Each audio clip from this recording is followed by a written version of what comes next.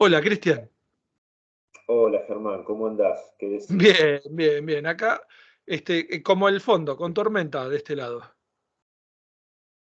Sí, digamos que no está el mejor panorama como para volver a los pagos. Cristian, acá la pregunta que se hace todo el mundo, que me preguntan por WhatsApp, que saben que tengo confianza con vos como para preguntarte, que me preguntaron, que he leído que te han preguntado en TikTok, te han preguntado en YouTube, que han comentado en las notas que están hechas. ¿Cómo es vivir en Rusia, así sea en tu caso 3, 4 meses, un mes más obligado? Por la aerolínea. ¿Cómo es para un latino estar en Moscú? Bueno, para empezar, es una experiencia que es distinta, obviamente, a estar en el lugar en el que uno está afincado, donde tiene una rutina de trabajo y otras actividades, ¿no? Grandes y queridos amigos como vos. Pero es un lugar que, por lo menos mi experiencia, es un sitio muy amigable con el extranjero. En las dos oportunidades que yo he estado, la anterior más breve fue menos de un mes, en esta ocasión era algo más de 2 meses lo que tenía planificado. Ahora, si nada se interpone en el camino, el 3 de abril voy a estar regresando a nuestro país, con lo cual van a ser más de 3 meses viviendo aquí en Moscú y paseando por algunos lugares de Rusia. Y debo decir que, bueno, la gente muy amable, muy hospitalaria. El ritmo de vida es el de cualquier gran ciudad, con la salvedad aquí en Moscú, que está considerada por la ONU la ciudad con mayores niveles en cuanto a calidad de vida, infraestructura, de servicios, de transporte, todo lo que requiere la vida en una gran urbe como es esta, más o menos con 17 millones de habitantes. Así que mi experiencia, sinceramente, es muy agradable, un lugar con muchísima cultura, con muchísima historia. Y bueno, no puedo agregar mucho más que eso, porque tal vez para complementar y dar un panorama mucho más amplio, necesitaría ese otro ingrediente que lo daría, por ejemplo, el desarrollo de una actividad laboral Claro, y demás cuestiones. claro, pero digamos, la imagen que tenemos acá, del ruso frío, triste, no. O sea, No, no, no, para nada. Por eso recalcaba que es gente muy hospitalaria. A ver, muchas veces se confunde, por ejemplo, el ruso habitualmente no sonríe si no tiene un motivo real para sonreír. O sea, no le encuentran el sentido a sonreír sin un motivo, lo cual si lo analizás no es poco lógico. Ellos le llaman a sonreír como tonto, a lo que, por ejemplo, es muy frecuente en el mundo anglosajón. Esa gente que te sonríe por la calle y vos decís, ¿por qué me sonrió?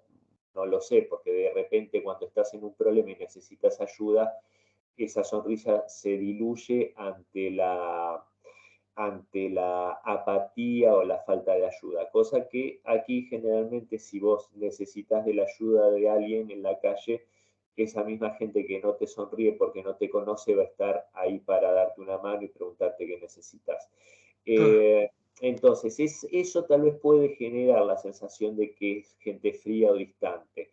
Eh, pero cuando vos conoces a alguna persona rusa, cuando esa persona te conoce a vos, y si obviamente surge una amistad, surge del conocimiento mutuo, la simpatía, es gente que te va a brindar su corazón, te va a abrir las puertas de su casa y te va a ofrecer hasta lo que no tiene.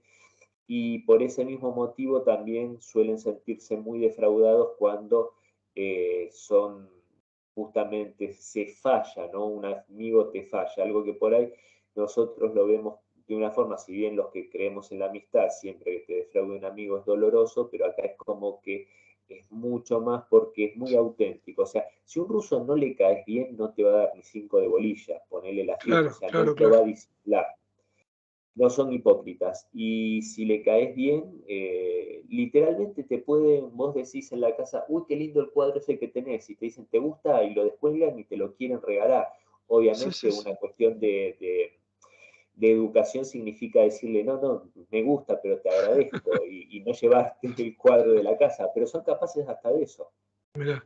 Bueno, vos durante un tiempo importante desarrollaste este tipo de charla, de columnas en YouTube. O sea, podemos poner el link después por si a alguien le interesa ahondar más en los videos que has hecho en años anteriores, ¿te parece?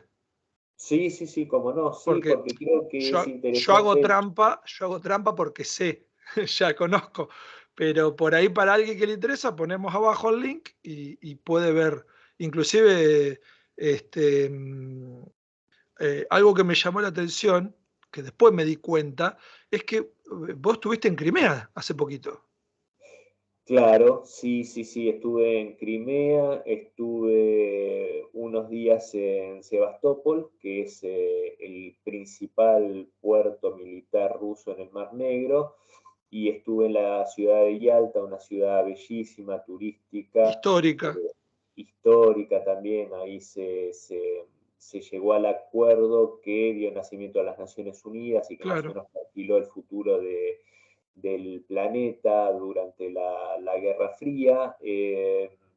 Y es un lugar realmente, es muy bueno que lo comentes, porque justamente en Crimea, que existió esa polémica, entre comillas, decisión en 2014 del pueblo crimeo, previo a un referéndum que dio por una abrumadora mayoría de casi el 98%, la decisión de ese pueblo de reunificarse con Rusia. Y digo reunificarse porque antiguamente, y no tan antiguamente, hasta antes de 1954 era parte de Rusia, Crimea, y esto fue a partir del golpe de Estado que se dio en Ucrania en 2014, financiado por Europa y Estados Unidos, y los ciudadanos de la península de Crimea y Sebastopol decidieron, como decía recién, reunificarse con Rusia, y esto permitió que justamente en este territorio no sonase un solo disparo, no hubiese una guerra civil como lo hay desde hace 8 años en el Donbass,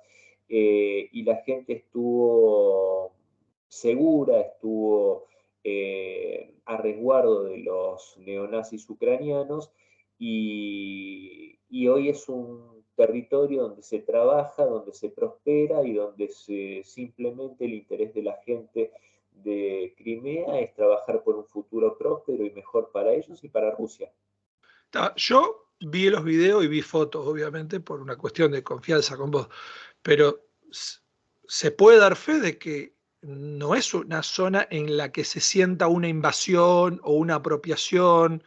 O sea, yo vi fotos, vi videos, vi tus publicaciones en YouTube, en otras páginas, y se ve como una ciudad cualquiera de Rusia. Digamos, más allá de que yo sabía, porque vos me lo habías contado anteriormente, no vi diferencias, por ejemplo, con Sochi. No, Exactamente, sí, sí, sí, vida sí, normal, porque totalmente, porque son lugares donde la población es mayoritariamente étnicamente rusa, pero aparte hay componentes ucranianos, hay componentes de otras etnias, los cuales también se sienten hermanados con Rusia, los cuales también tienen una afinidad cultural, histórica, religiosa y lingüística con el país claro. euroasiático, y también ese mismo sentimiento de no pertenecer administrativamente ni como Estado a un gobierno que había tomado el poder de forma ilegítima a través de un golpe de Estado y que hostilizaba a las minorías étnicas,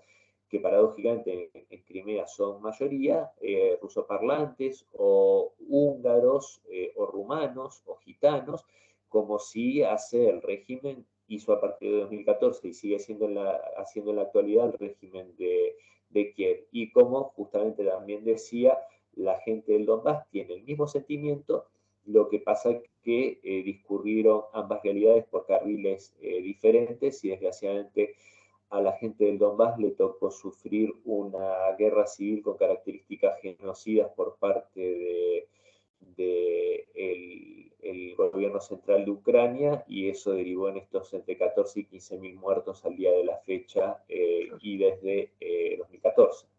claro. Te cambio de tema.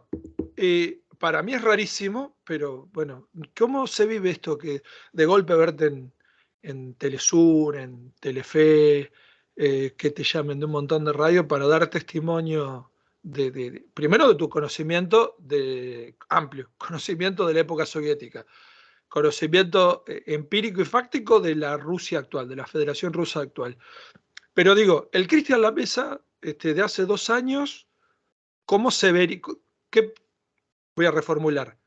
Si tomarías la máquina, el DeLorean, y vos viajás hace 3 años, 4 atrás, y te contás cómo vas a estar ahora, ¿cómo reaccionarías? ¿Te creerías a vos mismo?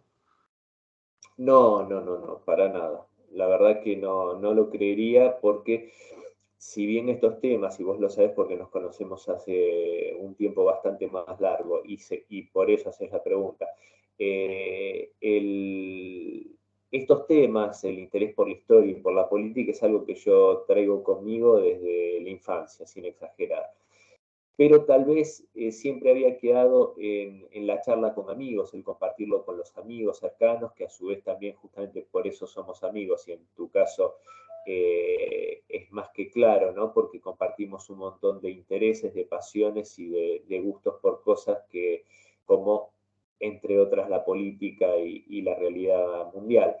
Así que cuando justamente pasó que me invitan algunos amigos o compañeros a escribir artículos relacionados con esto en identidad colectiva en el portal identidadcolectiva.com, tal vez ahí se presentó uno de los primeros desafíos, que era compartir un poco de este conocimiento, entre comillas, porque tampoco me considero me da un poco de pudor cuando en Telesur me presentan como experto en temas de la Unión Soviética. Yo no soy ningún experto, apenas alguien que se ha interesado en saber, en conocer, en estudiar, y tal vez en base a eso puedo compartir algo de esto con la gente. Me da un poco de pudor, pero bueno, tampoco quiero corregirlos porque me da más pudor corregirlos. Pero simplemente el salto, y no fue poco importante, tiene que ver con esto, con empezar a compartir, que tal vez en algunas columnas de radio también fue un poco el momento inicial, y fue a sugerencia tuya, no lo olvido, que hiciste la propuesta de que yo tuviese una columna sobre estos temas tan desconocidos allá en Occidente y en nuestro país, a pesar de que es un país que ha tenido muchísima inmigración rusa, la Argentina.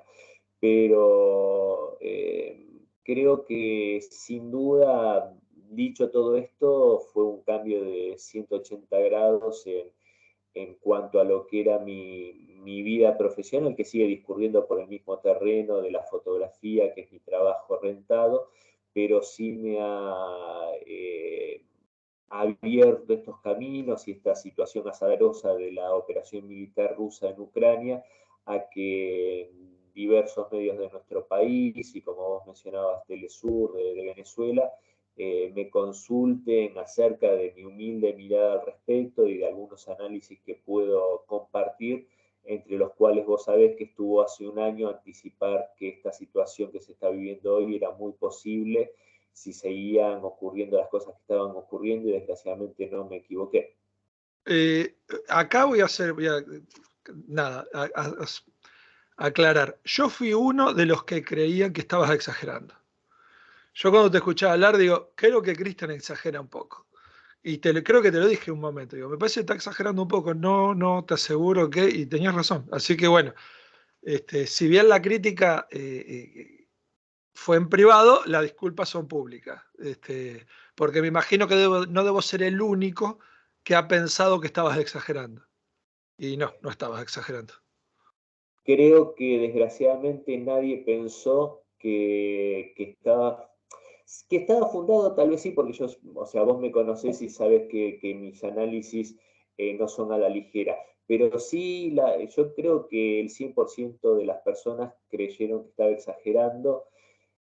Desgraciadamente, a pesar de que tal vez yo también en algún momento, mientras escribía, decía, estás exagerando, y al mismo tiempo sabía, por entender un poco la idiosincrasia, la historia de Rusia, la idiosincrasia del pueblo ruso y más o menos cuáles son algunos de los sentimientos que tiene el presidente Putin para con este país, sabía que si la cosa seguía por el terreno del acoso por parte de la OTAN y de la amenaza de genocidio a la población del Donbass, iba a terminar pasando esto, pero debo decir que la mayoría pensó como vos, Germán. Sí. Y un detalle a tener en cuenta, porque yo leí las columnas, eh, fue exactamente como vos lo dijiste. O sea, pasó, los motivos fueron exactamente lo que vos lo dijiste. O sea que no sé si serás un experto en el tema, pero sí sabes más que todos nosotros. Otro tema, es lo que tengo acá.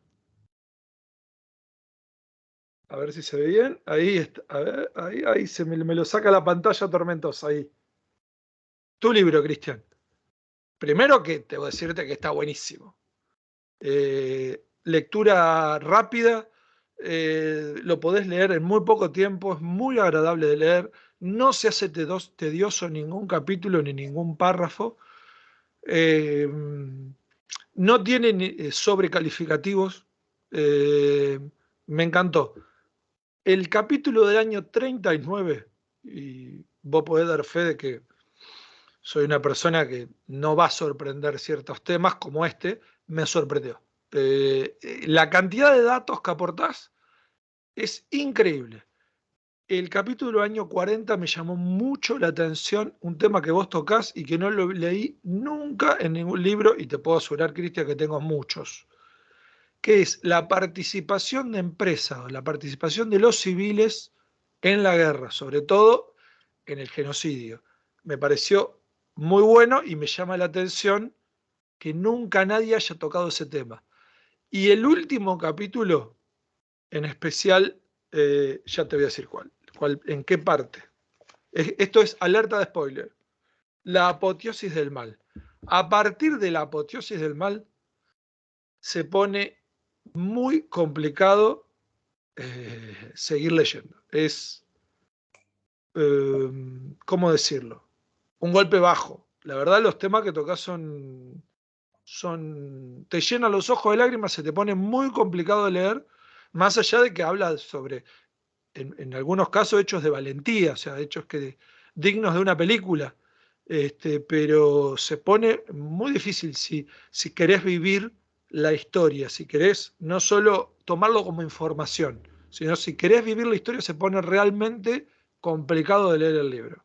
¿Cómo hiciste para escribirlo?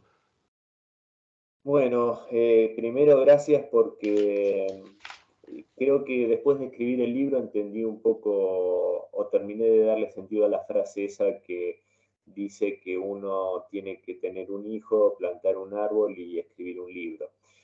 Creo que esas tres cuestiones le dan cierta trascendentalidad a uno, no son poco importantes. Creo que todos los que somos padres, como es tu caso también, Flaco, lo sabes que es lo más hermoso y movilizante que puede tener uno, y los hijos, aquello de lo que uno más se puede enorgullecer en la vida. Y este tema de escribir un libro, creo que por lo menos como lo hice yo, también, y paradójicamente la escritura en sí tardó unos 9 meses, o sea que fue un poco un parto, y, y lo hice con una mezcla, ¿no?, de sentimientos, de ver con la verdad y con la, eh, la rigurosidad de la historia, algo que amo, el tratar de dar mi visión desde un lugar humilde, pero dar la visión al fin sobre aspectos que en muchos lugares, especialmente en Europa, se está tratando de tergiversar la realidad de los hechos que acontecieron durante la Segunda Guerra Mundial y en los momentos previos. Por eso arranco en 1933, aunque tomé la decisión en su momento de hacer una especie de ida y vuelta, ¿no?, en el tiempo, no ser rígido en una cuestión cronológica. Por eso tal vez inclusive trato, como vos has leído, Flaco, temas que tienen que ver con el Tratado de Versalles, que es imposible no verlo para los temas que claro, estoy tratando. No fue fácil escribirlo, fue bastante difícil porque requirió de mucha investigación de material histórico, cosas sobre las cuales partí que ya conocía, pero uno cuando es riguroso y busca más información se encuentra con cosas que ni se esperaba y a su vez viene la responsabilidad de chequearlo, de buscar diferentes fuentes, de consultar, para ser riguroso, ¿no? Porque yo siempre digo, el libro, los artículos que escribo, las cosas que digo, a mucha gente sé que no le gusta y de hecho les molesta mucho. Lo que no pueden decir es que sean mentiras, que no sea claro. cierto. Eso es algo que yo me planteo como una obligación, no solo tal vez defender principios en los que creo, sino hacerlo desde la verdad, no tergiversarlo.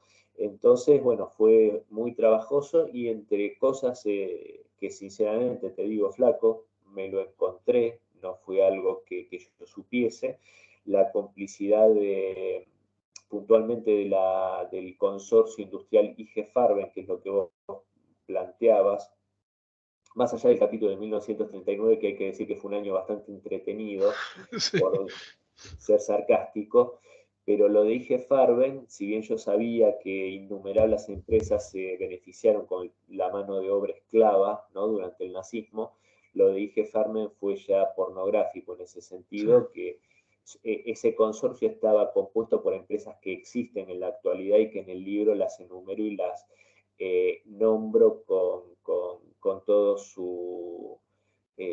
con todas las letras, ¿no? Claro, Eh, el que quiera saber que compre el libro, y sería interesante, sería un que compre el aporte libro. interesante al Ponemos el link esfuerzo de que Mercado Libre. Ponemos el link de esté, Mercado Libre que lo pida. está en Mercado Libre y creo sinceramente que vale la pena, a los que les interesan estos temas, vale la pena leerlo porque se van a encontrar con mucha información que no está disponible, de la que prácticamente no se ha hablado. En la parte de la que a la que vos haces mención, la del capítulo de la apoteosis del mal, sin duda en ese capítulo hay el potencial para 3, 4, 5 películas en sí Sí, mismas, muy duras, algunas que tendrían un desenlace esperanzador, como la historia de Nikolai Kisilyov, un héroe partisano soviético, pero eh, debo decir también, para ser sincero, que a mí me costó mucho escribirlo desde lo emotivo. Vos como lector dijiste que hay momentos que se te hace tal vez un nudo en la garganta o te corren las lágrimas, y a mí me pasó de estar escribiendo la historia y que me pase eso mismo, ¿no? Y que fuese muy choqueante e inclusive muy movilizado desde el punto de vista anímico. Hubo esa parte en particular que vos mencionaste, el capítulo es la apoteosis del mal, que tuve que ver mucho material visual, mucho material documental fotográfico sobre las víctimas de todo esto, y estuve muy afectado emocionalmente durante semanas, que yo te he contado la anécdota, sí, ¿no? Que un día hablando con Cristina le comenté esto y me dijo, bueno, Cris, vos te entendés, podés entender por qué los rusos tenemos esa parte de tristeza que no nos podemos sacar de encima. claro. Y la verdad que fue revelador eso, esas palabras. Verás que me agacho cada rato porque voy a tratar de decir este apellido Soya Kosmodeminskaya. Esa historia en particular, no vamos a contarla para que te compres el libro. La verdad, una demostración de valentía. Me llamó mucho la atención y me hizo acordar mucho a una película de Hollywood. Pero esa historia también me pareció muy interesante. La de Kicillof ya la conocía de antemano del libro porque me lo habías contado, pero esa historia me llamó, la de esta joven partisana, me llamó mucho la atención. Cristian, ahora te voy a robar un Bueno, poquito de protagonismo. vos Si no sabés te... que Sí, no, no sé, seguí, seguí. 30 segundos nomás, te Sí, quería comentar sobre esta joven Zoya Krasnodinemskaya, que el hermano también fue condecorado de forma póstuma como héroe de la Unión Soviética, al igual que ella, y vos sabés que yo me hice un poco una promesa que cuando viniese acá a Rusia iba a llevar unas flores a los lugares donde hubiese conmemoración de algunos de los héroes sobre los que había hablado. Y bueno, tuve la oportunidad de dejar un par de flores en la estación del metro Partizanskaya, que hay una enorme estatua en conmemoración a esta joven heroica. Así que bueno, nada, era comentarte eso que para mí mientras escribía fue como una promesa de honor que me hice. sí, otro, el que me llamó la atención y ahora sí pasamos más a la actualidad, es el de la madre, que también es un nombre irrepetible, que perdió los 9 hijos. La verdad que es algo terrible. Cristian, ahora te robo un poco de protagonismo. A ver, Dale. eh, es inevitable hablar del conflicto bélico desarrollándose sobre la zona del Donbass y avanzando hacia el interior de Ucrania. El análisis bélico en sí, la verdad, para mí es imposible hacerlo. Por ahí en algún momento consigo a alguien que conozca más del tema y pueda hacer un análisis puntual desde más en el enfoque militar. Lo que sí, en el capítulo anterior del podcast yo había hablado era de cómo me imaginaba o cómo imaginarnos entre todos el futuro del Donbass. Porque más allá de este conflicto bélico, las repúblicas de Donetsk y Lugansk van a tener un futuro. ¿Y cuál era el futuro? Entonces yo planteaba distintos escenarios en el podcast, ¿no? Entonces, si triunfaba la posición ucraniana, si triunfaba la posición rusa, digo, ¿cómo te imaginás vos el futuro de Donetsk y Lugansk? Porque una de las posibilidades es que sean, para mi gusto, la que debía haberse dado naturalmente, es que sean independientes. Pero Occidente no va a dejar de culparlas por ser dos repúblicas rebeldes ucranianas que quisieron ser amigas de Rusia. Digo, en la visión retorcida que hoy se está viendo de este lado del mundo. Que vos estás leyendo los diarios y lo estás viendo, la versión por ahí tan antirrusa que hay, que en realidad la hubo siempre, porque cuando Rusia fue parte de la Unión Soviética era antisoviética, pero cuando Rusia era zarista era antizarista también. Recordemos las tapas de los diarios ingleses que mostraban a Rusia como un pulpo, al imperio ruso como un pulpo que quería apropiarse de todo lo que estaba alrededor. Digo, ¿cómo te imaginas el futuro de Donetsk y Lugansk? Bueno, hoy esa pregunta creo que tiene que ser también un poco más abarcativa a cómo me imagino el futuro de Ucrania. Porque de hecho, vos sabés que Ay, se cortó. No sé vos, Cristian. yo te sigo, te escuché todo Ah, el tiempo. ¿Vos me escuchás? listo. En la parte del futuro de Ucrania, si podés Listo. retomar de ahí. Te decía que hoy esa pregunta sería cómo nos imaginamos el futuro de Ucrania. Porque de hecho los acuerdos de Minsk que se firman después de que se inicia esta guerra civil en, en el este ucraniano, esos acuerdos preveían, a los cuales Kiev se comprometió y violó en 2014 y 2015, digo porque hubo una ampliación en 2015, marcaban que Ucrania iba a generar las modificaciones legislativas necesarias para dotar a estas repúblicas de Donetsk y Lugansk de un estatus autonómico suficiente como para que les permitiese una convivencia pacífica dentro de Ucrania, o sea, sin que Ucrania perdiese soberanía sobre las mismas.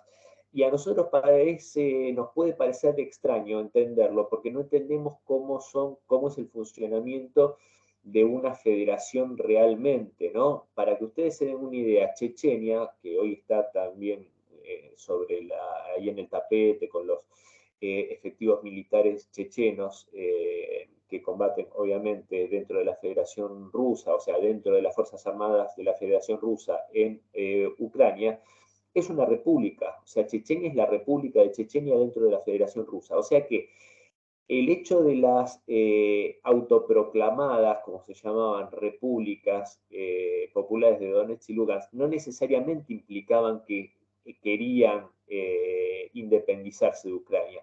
Lo que sí marcaba indudablemente es la aspiración a ser respetadas en su autonomía, no ser avasalladas en el uso de su lengua materna y demás cuestiones. Esto que le podría haber permitido a Ucrania no perder la soberanía sobre estas regiones hizo que los ataques de Kiev hicieran correr tanta sangre que yo hoy lo veo difícil que puedan volver a ser parte de Ucrania. ¿Y por qué digo esto? Porque había por parte de algunos diputados regionales de Ucrania el proyecto de hacer un nuevo país que fuese una república federal ucraniana, lo cual sería un remedio para estas tensiones que tienen que ver con las particularidades étnicas, que no solo afectan a los rusófonos, sino también a los habitantes de etnia húngara, que también han sido reprimidos y perseguidos por Kiev. Yo creo que el estado de cosas actual hace que estas soluciones sean complicadas porque, como dije antes, corrió demasiada sangre, especialmente con víctimas en el Donbass, como para que olviden esto y vuelvan a abrazar a Kiev con amor y cariño. Yo veo que hay dos posibilidades. Una, sin duda, un cambio de régimen, eso creo que va a ser necesario, un cambio de régimen en Kiev. El gobierno actual, bajo estas condiciones, no puede seguir.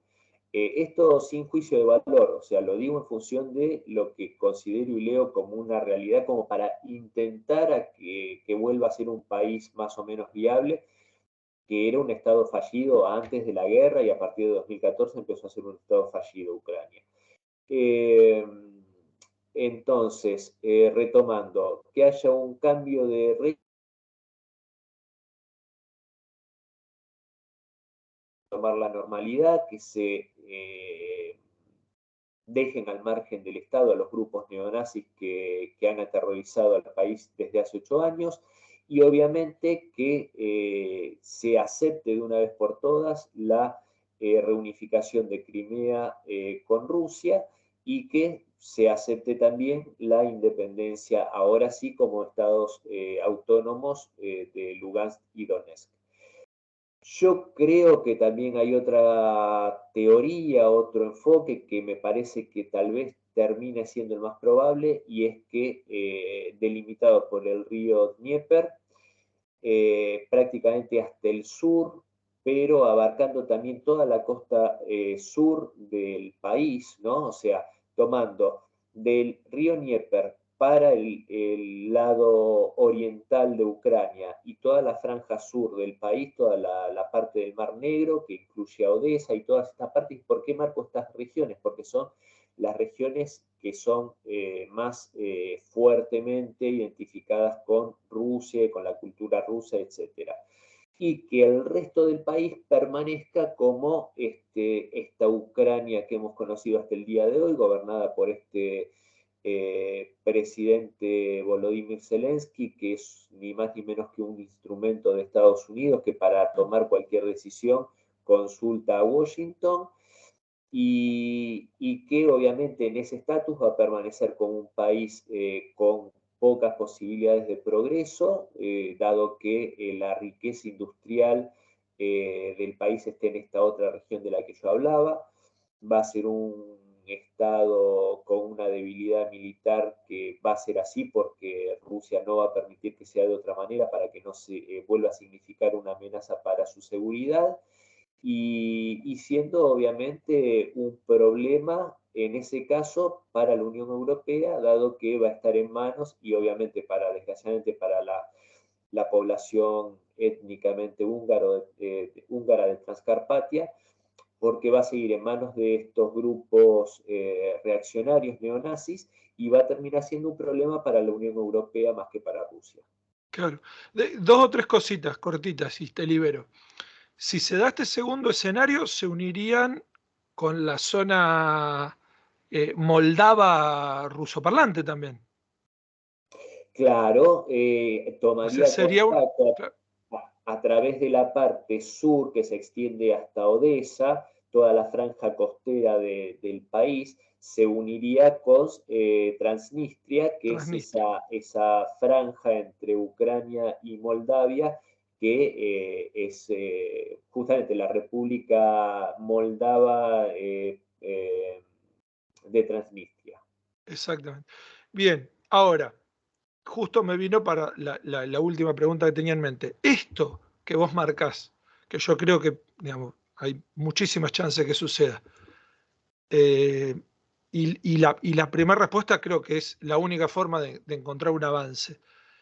Pero esta segunda parte, digo, ¿no? ¿No daría una excusa a la OTAN y a Estados Unidos para decir, vieron, Rusia es imperialista, Putin quiere volver a armar la Unión Soviética, levantemos otro muro de Berlín, separemos Rusia del mundo, bloqueémoslo, usemos todo nuestro instrumental, que también yo lo hablaba en el podcast anterior, todo el instrumental que supuestamente está para nuestro ocio, para nuestro entretenimiento, para servirnos, usémoslo como arma para separar a Rusia del mundo, crear nuestro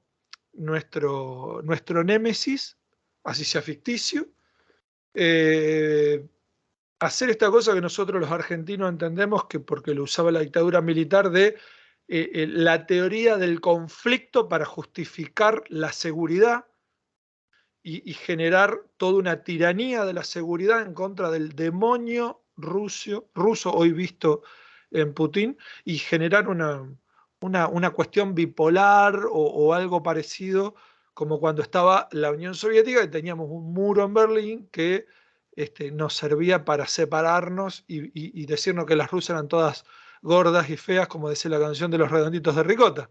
¿Vos cómo lo ves que entendés más de eso que yo? Súper compleja e interesante la pregunta. Voy a tratar de estar a la altura. Eh, Respecto a la primera parte, eh, te voy a responder algo que creo que Putin ya lo tuvo en cuenta. Igual van a hablar mal. Claro, Así es que, verdad. claro, o sea, en ese sentido no tienen los complejos que tenemos los argentinos o que tienen nuestros dirigentes.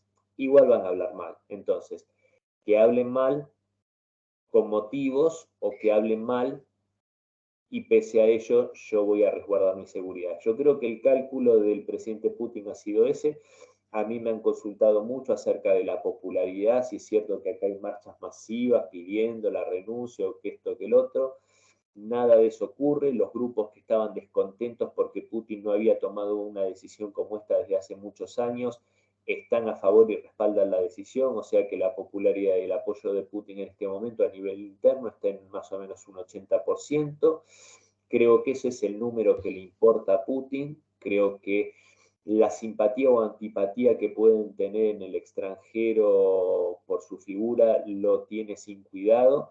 A los rusos también los tiene sin cuidado porque yo en muchos medios dije, allá están teniendo mucha más censura que acá. Yo acá tengo acceso a todos los medios occidentales o a casi todos los medios occidentales, a medios disidentes internos como el periódico Novaya Gazeta, que es un periódico súper crítico, que es el último premio Nobel de la Paz, fue el Ah, director de este medio, y yo puedo leerlo todos los días ese medio. es Como como la digo, nación, es como la nación de Rusia.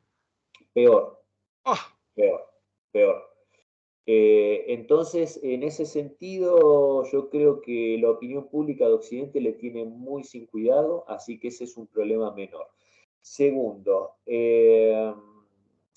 a ver, en cuanto al mundo multipolar o no, unipolar bipolar. o Claro. bipolar, bueno, porque todo más o menos se engloba.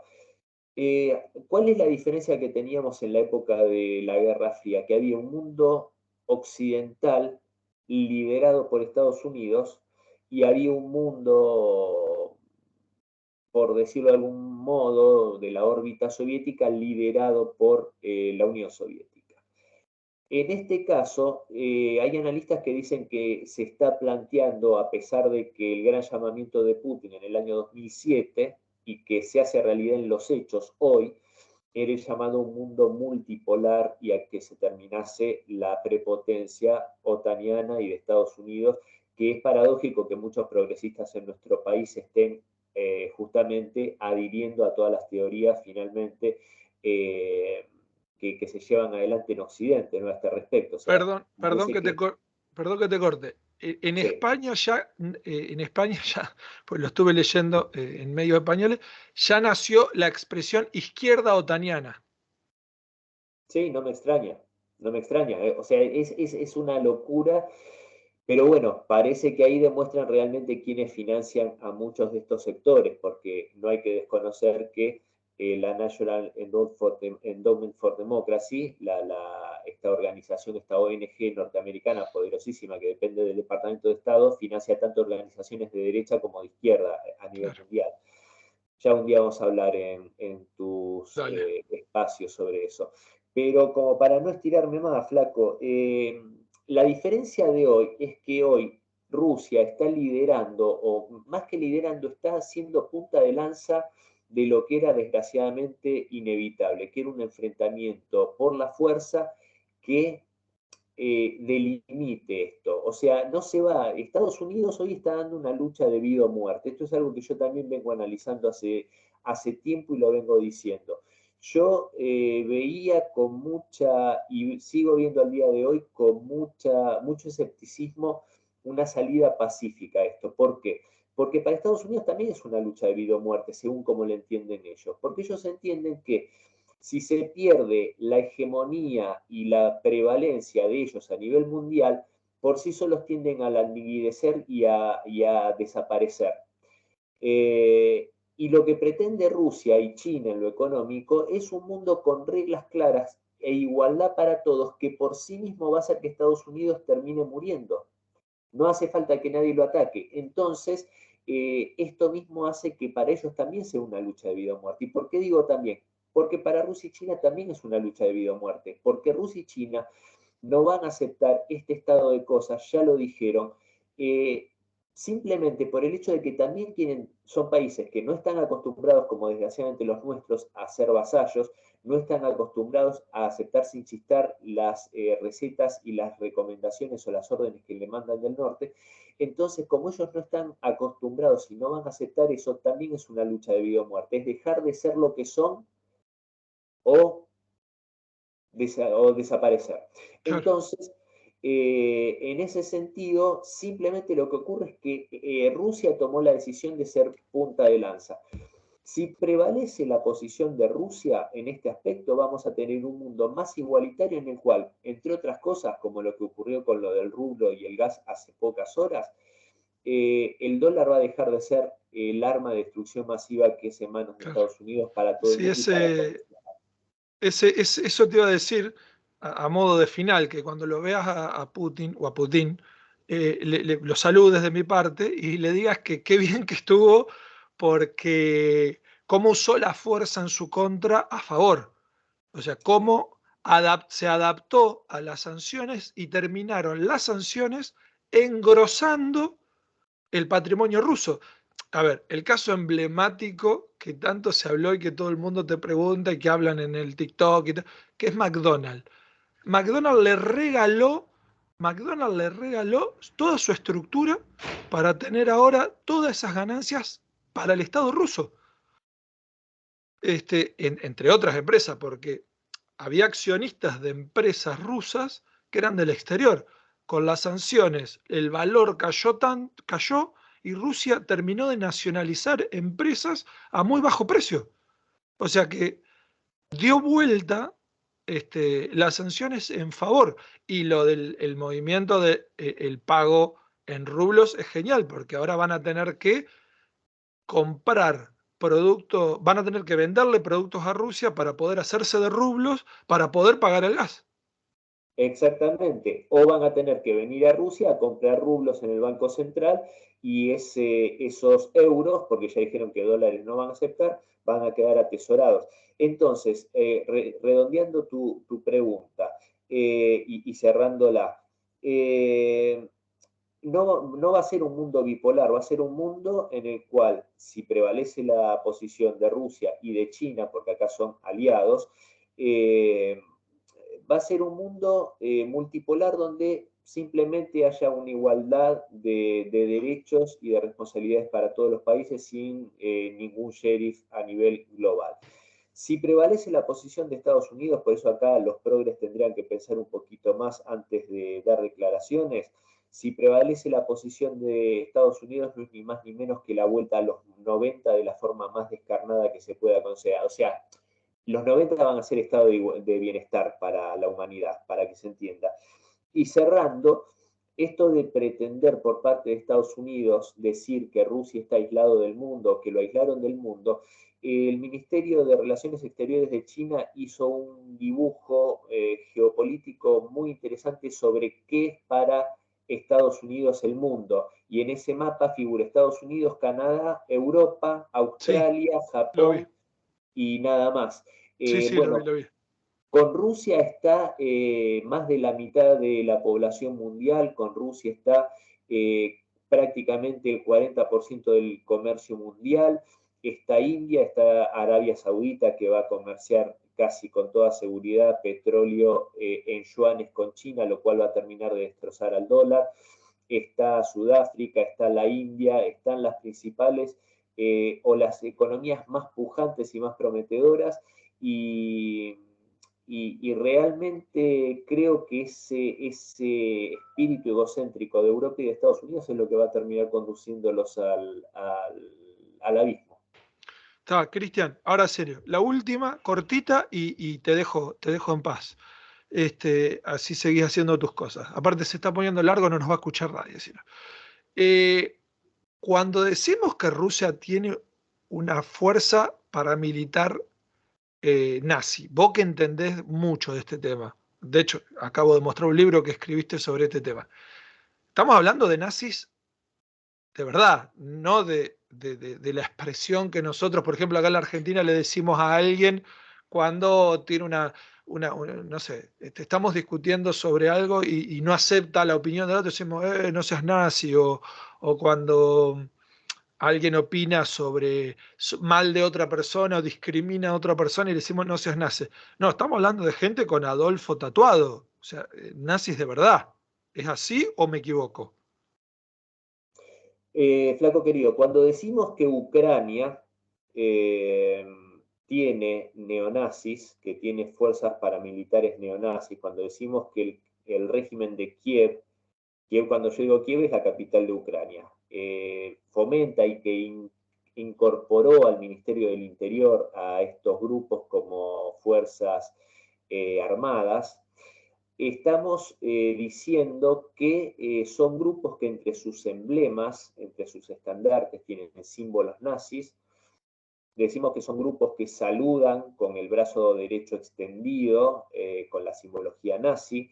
Decimos que son grupos que hacen marchas con antorchas por la capital, por Kiev o por Lviv, con retratos de Stepan Bandera, ahora voy a decir quién fue este hombre, y con grandes pancartas con Stepan Bandera, con otros líderes nacionalistas ucranianos y con la imagen de Adolfo Hitler. O sea, son nazis, parecen nazis y se comportan como nazis, con lo cual la Son respuesta es de sencilla. temer. Exactamente, esta gente, Stepan Bandera fue un líder nacionalista ucraniano, que fue el grupo de él, fue uno de los grupos que colaboró de forma más efectiva con la invasión nazi a la Unión Soviética, en particular en Ucrania. Ellos organizaron y llevaron adelante el pogrom. Un pogrom es una especie de linchamiento masivo de ciudadanos, en este caso específicamente Sí. judíos, pero Con cierta veña del Estado. por lo Claro, menos con la inacción, por lo menos con la claro. inacción por parte del Estado. Fue una semana donde se asesinaron prácticamente entre 10.000 y 15.000 judíos, entre otros grupos, también a ucranianos disidentes, comunistas, a rusos, a polacos. pero especialmente se dirigió la furia contra los judíos en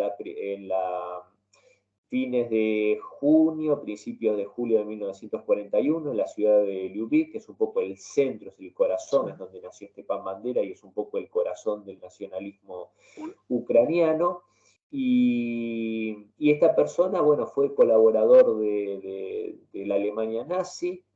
En el último momento quisieron hacer ver, cuando ya se veía que las tropas nazis estaban en retirada, quisieron hacer ver como que ellos no luchaban solo contra las tropas soviéticas, sino que también luchaban contra los nazis, como una especie de lavarse la cara.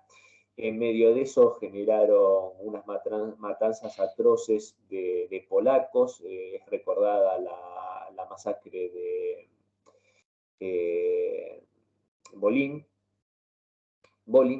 Y, y bueno, esta gente, estos que hoy en día ocupan gran parte del poder en Ucrania, son herederos simbólicos e ideológicos de esta gente, llevan adelante sus estandartes, reivindican sus figuras.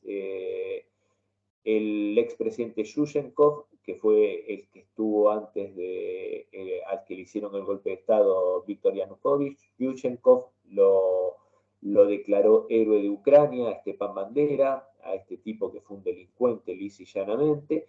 Y bueno, a esta gente es a la que reivindican, y obviamente los reivindican haciendo un llamado al odio y al exterminio de rusos étnicos, obviamente ucranianos disidentes, judíos, gitanos. O sea, ellos tienen el eslogan de Ucrania para los ucranianos, y bueno, y en el camino hacen esto. Cuando acá hay que recordar que Ucrania, en realidad, ucranianos, bielorrusos y rusos son un mismo pueblo, son una misma raza, son eslavos. Entonces, o sea, esa separación es una separación totalmente artificial. Y de vuelta para hacer y cerrando, autobombo con mi libro, bueno, en el capítulo de la apoteosis del mal hago una reseña muy detallada justamente de lo que fue este grupo neonazi ucraniano. Dale, Cristian, 50 minutos llevamos ya, así que nos extendimos bastante de lo que habíamos pactado. No te molesto más, gracias por tu tiempo y espero que la próxima vez que nos juntemos a charlar a través de este medio, estés acá en la Argentina. Esperemos, creería que sí, salvo que haya algún inconveniente no previsto, espero que sí, y que bueno, compartamos ahí unos mates y alguna cosa rica que voy a llevar. Dale, buenísimo. Bueno, manda saludo a todo el mundo por allá y dale, muchísimas gracias por tu tiempo. Un abrazo grande, un placer, flaco querido. Suerte, amigo. Abrazo.